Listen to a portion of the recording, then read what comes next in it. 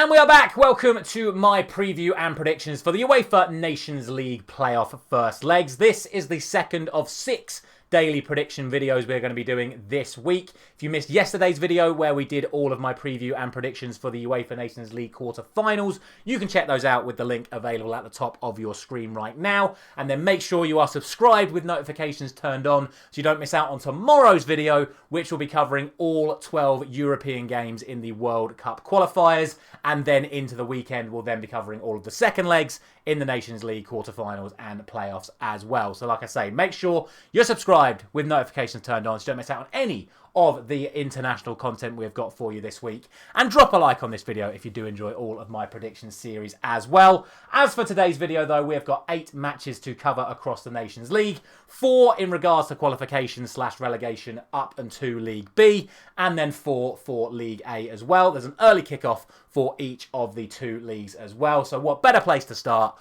than the early kickoff for League B, which sees Armenia taking on Georgia. The way this works is that the home team for the first legs are the sides that finished second in their League B or League C groups, and the sides that are away from home are the sides that finished third in their League B or League A groups respectively. So it's Armenia who finished second in their League C group, taking on Georgia who finished third in their League B group. But interestingly, Armenia only managed 7 points to secure their second place spot in this fixture outright, which is incredible when you think there are sides we're going to talk about today that finished third on more than 7 points.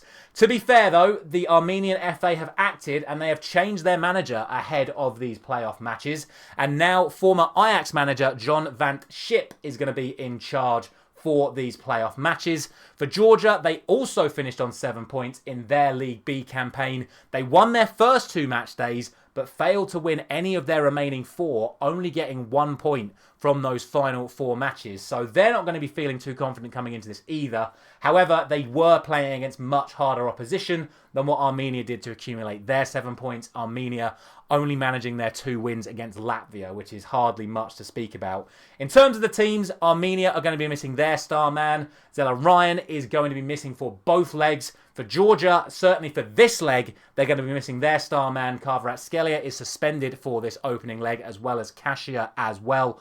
Both will be unavailable for the first leg, but both will be back for the second leg. Ultimately, though, I do still think that Georgia are the better team on paper. They have a few more big names to talk about, most notably Mitu Katske from Lyon, who I'm expecting to have some impact on this game. I can't see this being a very high-scoring affair, but I personally have Georgia as favourites, certainly to win the tie, but also to win this opening leg. As I say, I don't see it being high scoring, but I'm going for a 1-0 victory to Georgia. On to the later kickoffs, and speaking of low scoring affairs, we have to talk about Bulgaria, who only had 9 goals scored across both teams in all 6 matches in their League C group, which is quite staggering when you think that is 6 matches where there's only been 9 goals total. However, it did mean that they were able to secure 9 points, with them getting 2 wins and 3 draws. However, one of those defeats was a 5-0 loss to Northern Ireland. Bulgaria only managed 3 goals themselves of the 9 involved in their games. And the reason why that's important is because they're now coming up against the Republic of Ireland, who, with the greatest respect to their northern counterparts, are widely regarded as the better of the 2 island nations at the moment. And of course, Northern Ireland did beat Bulgaria 5-0. For the Republic, it was 2 wins against Finland, but 2 defeats against England and Greece respectively.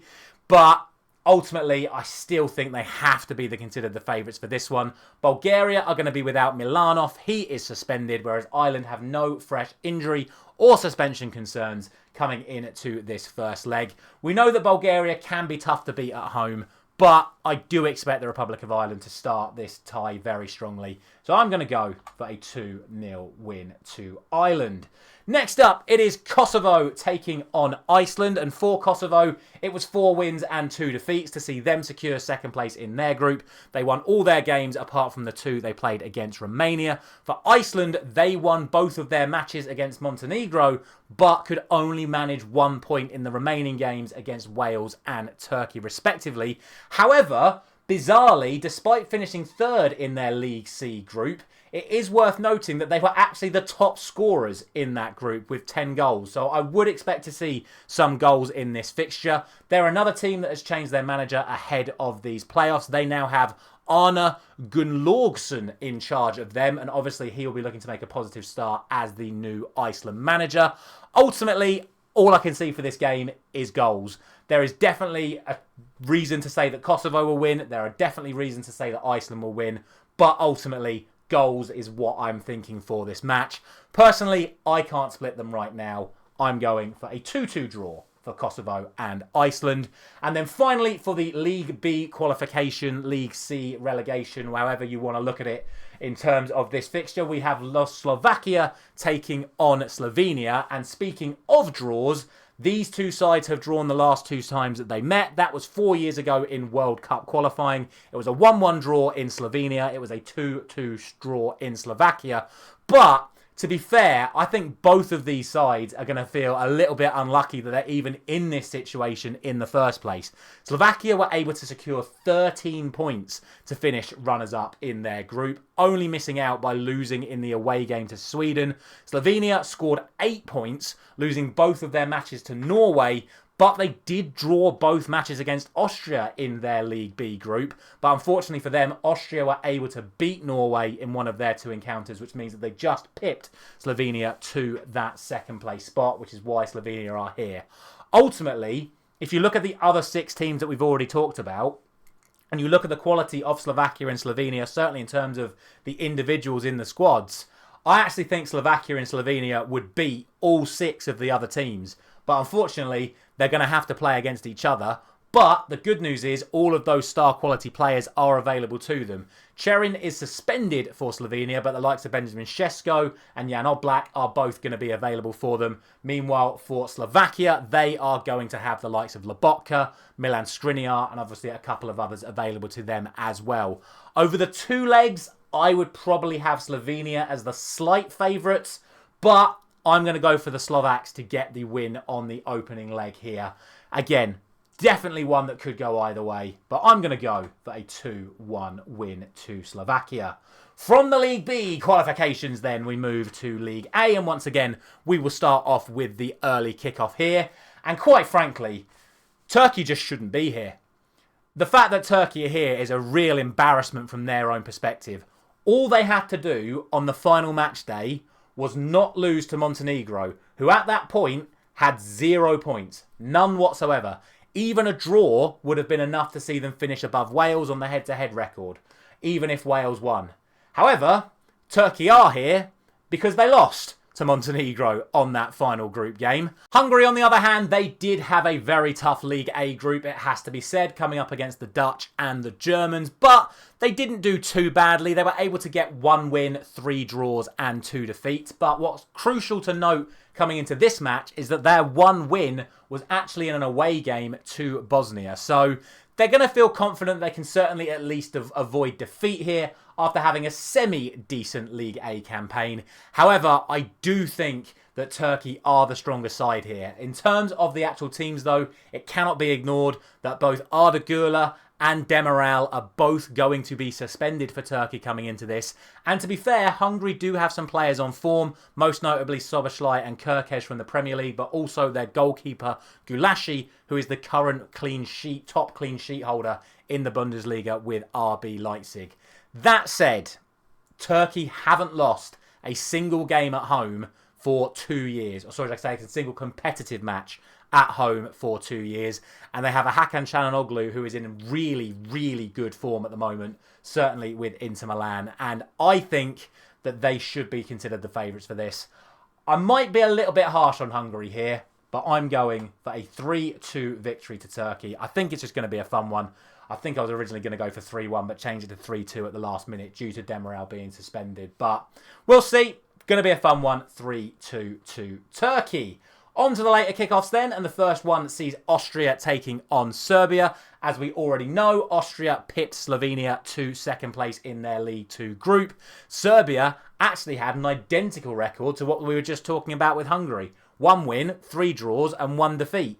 But the difference for them is they only managed 3 goals across their 6 matches, which is the lowest of any of the League A sides, period. That includes the 4 sides that have already been relegated to League B. Serbia scored fewer than them.